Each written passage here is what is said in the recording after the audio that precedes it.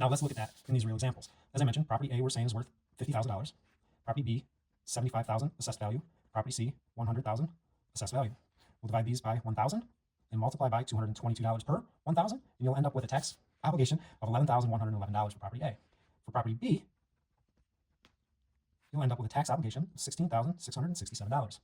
And for property C, you'll end up with $22,222. Now, if you add all of that up, we've essentially just funded that shortfall in the budget by levying a real estate or property tax. Now, your real estate taxes shouldn't go up simply because your assessed value has gone up, as long as it's proportionate to or everyone has experienced the same increase. Now, let's look at what would happen if property A increased in assessed value and the other two properties didn't. So in this example, let's say that the assessed value went up by 10% to $55,000 for property A. Property B stayed the same, and property C also stayed the same.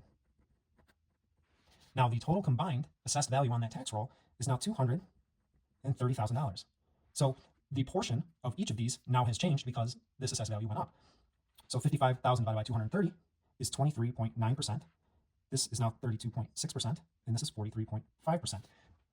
Essentially, what ended up happening is because the assessed value of this property went up by 10%, its share of the total tax obligation also is going to go up.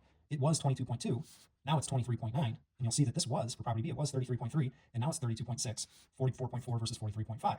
So property A is going to fund a larger portion of the tax obligation. In this case, the tax that this property is going to owe is $11,950 versus the $11,111 prior.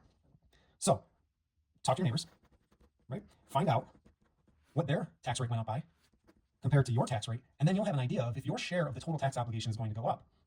Now, in the event that this 50,000, this shortfall increases, and everybody's assessed value stays the same or goes up by the same amount, then really everybody's taxes, your total tax burden is likely going to go up as well. There are other factors involved to where that shortfall or the tax levy increases and the tax rate goes down. That is much more complicated to discuss, but this is a simplified version. I hope you found it very useful. Talk to your neighbors, figure out what's going on, post in the comments, let me know what's happening in your town, and I hope you found it informative. And just to note, I am not a certified public accountant. I am not an attorney. I'm a licensed real estate broker in New York, and this isn't to be construed as legal advice or accounting advice. Just have to say it. Take care. Hope you found it useful.